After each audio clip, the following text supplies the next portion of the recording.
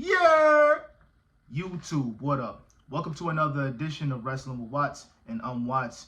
We're breaking down Wrestlepalooza. We're breaking down Wrestlepalooza. So basically, I'm going to give a full rundown of what happened during Wrestlepalooza, and I'm going to give my little thoughts, and then once I'm done, y'all can give y'all thoughts in the comment section. So, let's begin. We started off with Brock Lesnar versus John Cena, and I tricked myself into believing that this was going to be a really good match. But no, this was just Brock Lesnar doing what he always does, which is ragdoll John Cena. And John Cena gets a little smidge of offense, gets a couple AAs, and then once the AAs don't do anything, Brock Lesnar just gets a couple suplexes, a couple German suplexes, a couple slams, and then hits him with 5, 6, 7, 8 F5s, and then the match was over. Nothing to see here, nothing to really be excited about over here. It just was what it was. I'm glad I didn't pay for this, and I'm gonna be real with you. I really tried to kind of psych myself into believing that this was gonna be a good show. You know, when I talk to some people be thinking I'm just being a hater. It's like, no, I actually just want good content. And if I can't get good content, then what are we doing this for? What are we here for? Triple H, all of this, oh, this is going to be monumental. History will be made. And by history, what? Just more money. Not good content, nothing at all. 5 matches on the PLE, 5 matches that nobody cares about, with the exception of like one match. We could have gotten these matches on Monday Night Raw, and we actually did get a couple of these matches on Monday Night Raw. So let me continue. What else? We got the Usos versus Braun Breaker and Bronson Reed. It wasn't a terrible match, but this is a match that I could have seen on Monday Night Raw. LA Knight was the guest referee. I feel like he called it down the middle. Jey Uso was low-key getting mad because he feels like LA Knight wasn't calling it down the middle, but he clearly was. That's delusion. He's turning into Roman Reigns, and then he busted himself open, unfortunately, off a chair shot that was supposed to land on somebody else. It happens. Nature of the business. Not much to really see here. Nothing to really get excited about. Hopefully, at some point, this can end so that the Usos can win the tag team titles, because Finn Balor and JD is not doing anything with it, and it's not them, it's literally just booking. Like, you can just see the light leave my eyes talking about all of this, but it is what it is. Let's continue. What else do we have? We have Stephanie Vicaire versus Io Sky. This was the best match of the night. This was the match of the night. But even this match, we seen this on Monday Night Raw already. It should have been already happened. This only just tells me one thing.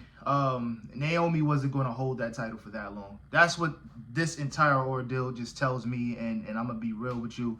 I enjoyed the match. There was certain things in the match where it was like, all right, this is dragging, but I enjoyed the match all in all, and I don't really got nothing bad to say about it. I feel like the right person won. We seen Io Sky as world champion already. They giving a lot to Stephanie Vicaire, like, in a short amount of time. That's how much they believe in her, and I feel like they really feel and know that she's going to be a mainstay as long as the WWE needs her to be, or as long as she feels like she wants to be. So it's going to be cool to see what they do with this. I just don't want to hear "this is my brutality" as soon as Monday Night Raw hits, but we probably are going to hear that. It just is what it is. AJ Lee and CM Punk versus Becky Lynch and Seth Rollins. The match was what it was. Nothing really special. I feel like it was just more of, oh, we're just glad to see AJ Lee back. She did her thing, though. She did what she had to do. So you're not gonna hear me complain about nothing really in this match. The match just was what it was. AJ Lee, she made Becky Lynch tap out, so more than likely she's probably going to go for that Intercontinental title. I feel like she probably wins that title or at some point, but I do feel like CM Punk and AJ Lee is going to lose the next match they have. What's probably going to happen is that Seth and Becky's going to get their lick back in some way, because they love 50-50 booking, but yeah, not much to really get excited about. Then we got the last match, which consisted of Cody Rhodes and Drew McIntyre. all of this feels like it's for nothing at this point, because everybody had the thoughts that Cody was going to drop the title.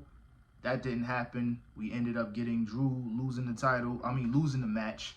And then after the match, it was predicted or, you know, teased that crown jewel, it'll be Seth Rollins versus Cody Rhodes for the crown jewel championship, which means absolutely nothing. I don't really know. I don't know, man. I'm trying not to sound like a hater right now. I really am trying to sound like, you know, just call this down the middle. But this is the same shit that we was getting on Peacock. It's not that much different. It's not exciting. They ran around and then we had to sit through the, well, I didn't sit through shit, but sit through the press conference of Triple H glazing himself for another mediocre PLE. I don't know. I don't see where they completely, I don't see fans sticking around for this type of stuff that much longer. But that's just me. I'ma mind my fucking business, yo. I'm getting to a point where it gets really hard to cover this type of stuff. Like, I'm not gonna lie. All Out was a lot better than this. I tell you that right now. You know, you getting new champions. You getting the reunited Luchasaurus and Jack Perry. That was cool. Chris Statlander, she won the AEW Women's Championship, which is kind of, excuse me, it was just kind of strange because I feel like Willow should have got it first. But it is what it is. Yo, ladies and gentlemen, let me know what you guys think in the comments. I appreciate y'all for sticking around. But like I said, yo, like, it was nothing special about this PLE outside of like the match of the night, which was Io versus Stephanie, and then AJ Lee's in-ring return after like 11 years. Cool. That's all great. But yo, let me know what you guys think in the comments. I appreciate y'all. I am out. Peace.